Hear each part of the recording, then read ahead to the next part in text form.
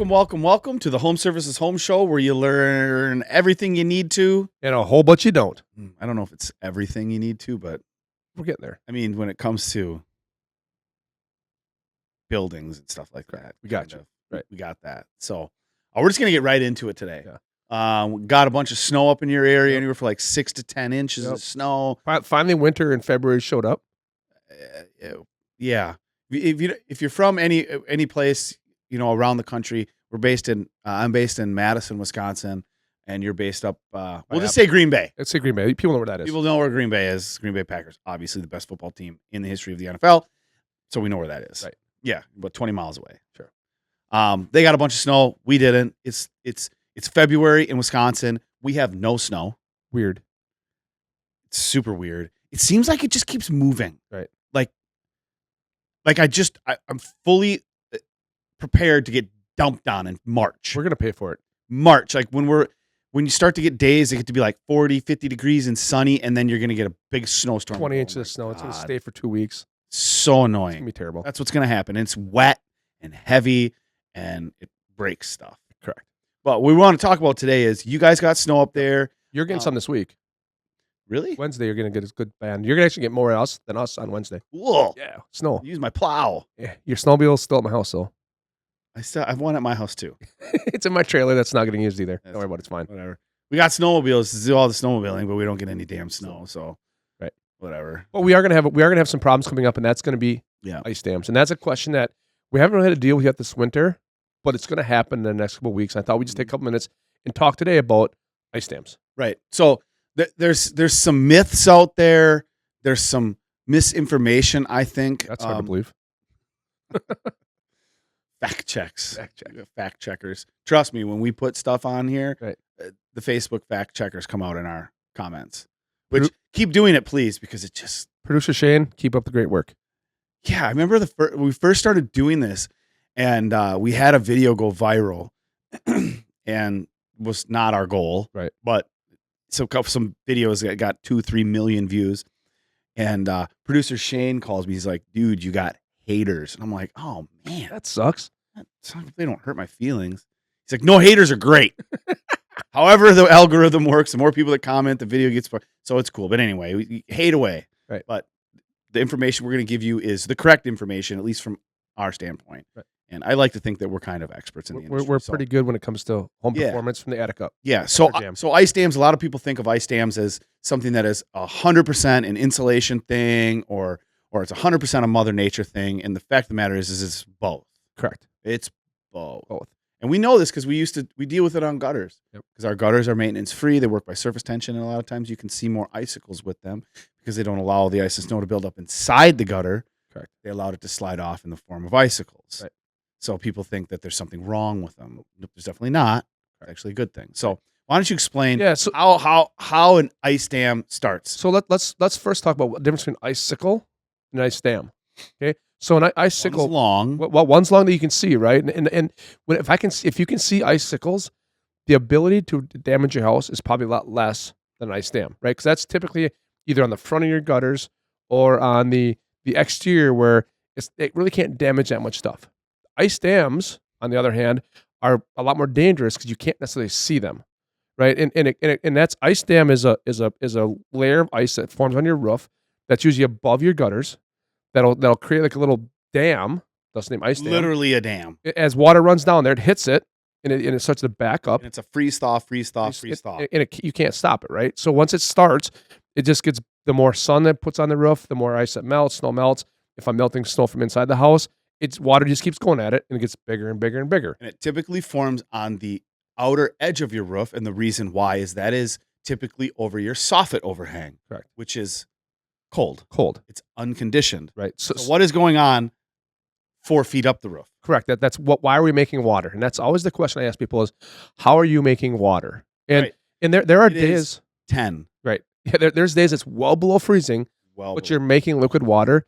That should scare the crap out of you. Right. So we're actually basically the heat that you pay for. You've got electric heat, gas heat, natural gas, propane, wood, whatever your heat's from. You are heating your house. Mm-hmm. That is then going through your ceiling, into your attic, and through your roof. Right. then melting the snow, Yes. which you can't even really see happen most of the time. Correct. It's melting that underside of the snow, running down the roof, getting over the cold overhang and freezing, and then happening again and again and again and again. And now we have a dam. Right. And the problem is it doesn't take a lot to make a big problem. Mm-hmm. So as soon as you make liquid water from heat melt from inside your house, it's a vicious cycle you can't stop. Right. And then the problem is like, well, I can try to take a rake and smash it off. Then you start damaging shingles. And ice dams is your house screaming for help. When you start seeing those big ice dams that are 6, 8 inches, a foot thick, your house is crying for help, saying, "Please help me." Because what'll happen is if your roof wasn't done to a perfect T with ice and water and all the things that need to go into a properly done roof, you're going to have water in your house. And this is where people start seeing stains on the inside of your kitchens, by your cabinets, inside your bathrooms. Like that's where these things start to happen. And can it be fixed without properly taking care of the attic? The answer is no. No. You have to stop the warm air from getting into your attic and warming your attic and melting that water. Now, some people are going to say, well, the sun can melt some snow. Yes, the sun can melt some snow. Mm-hmm. When you start getting exposed shingles that the sun can warm up and heat up, yes, that can make some water too. But primarily, if people have huge ice dams, rarely is it an environmental problem. It's usually an internal problem in your attic. I think what you see more so from Mother Nature are icicles. Correct. It's just icicles. Icicles. It's never getting big enough because it's a different type of melt too. Like it might be melting the very top. Correct. Not the underneath. Right. The problem with ice dams is you really can't see a lot what's going on. And we get to those homes that really have massive ice dams where you see that ice dam from the road and that sucker's like 12 inches high. That has nothing to do with Mother Nature. Nothing. Absolutely nothing. That is an under-insulated, under-air-sealed, probably under-ventilated home. Correct. And you've got some major issues going on. Right. And that's, I think, one of the biggest, one of the reasons why we came up with the ultimate attic solution is because we know that is the very best way that an attic can be done. In this climate. Period. Correct. There's just no better way to do it. Is it cheap? Definitely not. Because it uses the best materials for that application. At the right locations is the absolute key. True. So, ultimate attic solution. If you have an ultimate attic solution, I won't say that you can't ever have an ice dam, but the Mother Nature's conditions would have to be perfect. Right. I can't imagine what it would be, but you truly shouldn't. Correct. Like it is the best way to air seal an attic. It is the best R value. It is the best way. I'm gonna sound smart here for a second. It is the best way to control convection, conduction, and radiation. Correct. All three Those at are one the time. 3 types of heat transfer. If you all didn't know. Your daughter just was learning that in school. Really quick story. Side story.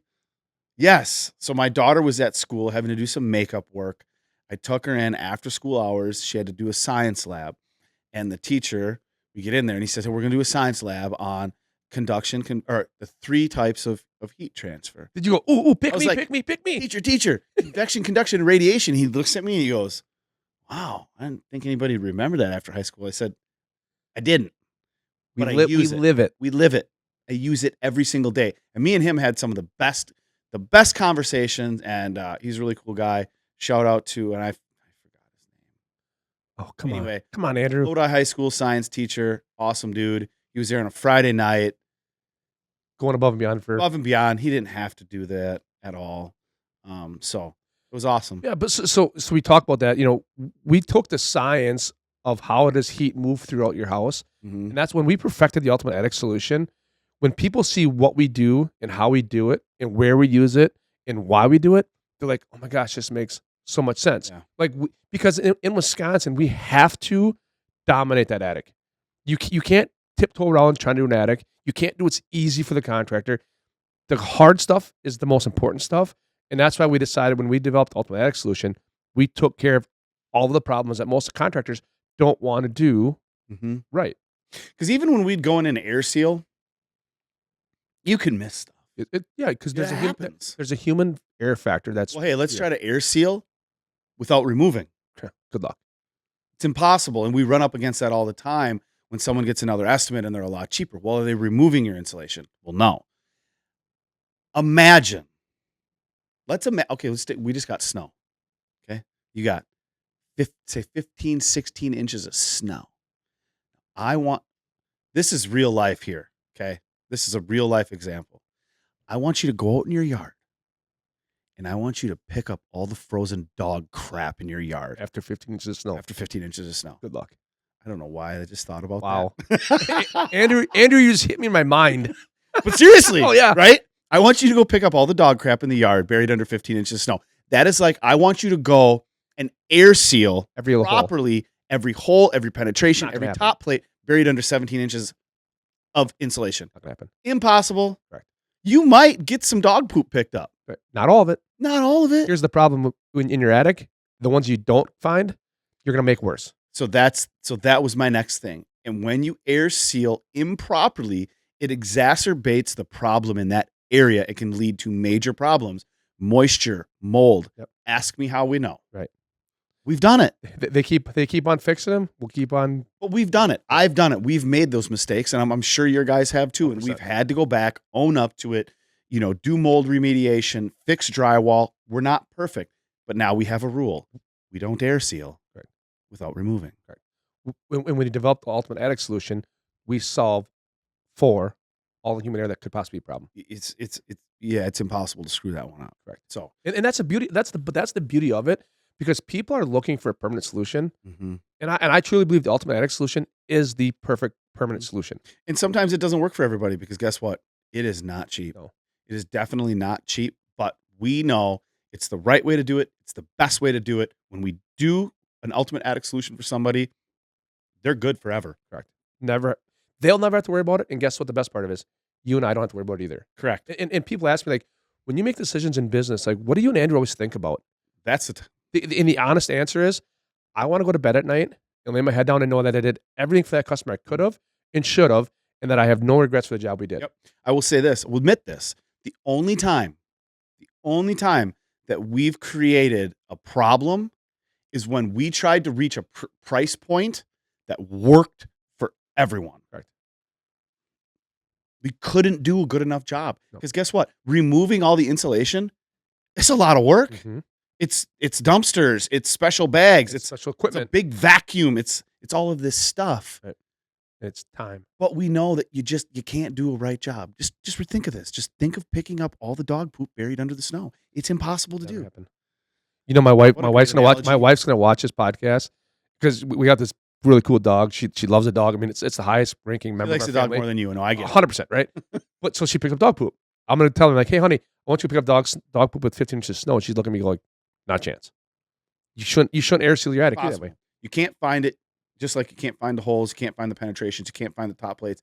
And even if you do, when you're trying to move insulation aside to do it while the insulation's falling back down, how well of a seal are you going to get? No. So Ultimate Attic Solution takes care of all of that. Not cheap, but it's the best way to do it. It's an amazing process for the customer to have a peace of mind. And honestly, we have a peace of mind here as well, that it's done right the first time. Yeah. So in wrapping this up, if you're seeing ice dams in your house, you're losing heat. You're losing a lot of heat that you shouldn't. And your house is screaming for help. Listen to it. Yeah. Call a professional. If we're in your area, let us come out, take a look at it. We can look at it from the roofing perspective, the insulation perspective, the ventilation perspective. Ventilation's a huge part. Those three legs are so important. Let us help you, because your house is screaming for help. So if your house is screaming for help, let us help you. Yeah. And for you, where we're not, sorry. Stop. Sorry. Where we're not, you can reach out in the comments. We do have a network of contractors that we know all over the country, and we would be happy to refer people. 100%. Like drain people. We got a lot of crap for the drain in my garage. I just wanted to say that it is totally normal to have drains in your garage in Wisconsin. Correct. We drag a lot of snow and ice into our garages. You have to have a drain. You have to have a drain. I don't, but I'm going to. Otherwise, what happens is, where does all the water go? It melts off your truck, off your car, runs to the garage door. Yeah, it's sloped towards the garage door. And it door. freezes your garage door shut. Freezes at the garage door. Then you hit the button. And It doesn't your garage work. door gets moisture all over it. And it wrecks your garage it's door. horrible. And then you go open your garage door to let it run out, and then it freezes right there. Anyway, some places in the country might not put drains in their garages. We do. We do it north. We do. Sure. So anyway, thanks for watching. Yeah, hope you guys enjoyed it. See you next We'll time. talk to you soon.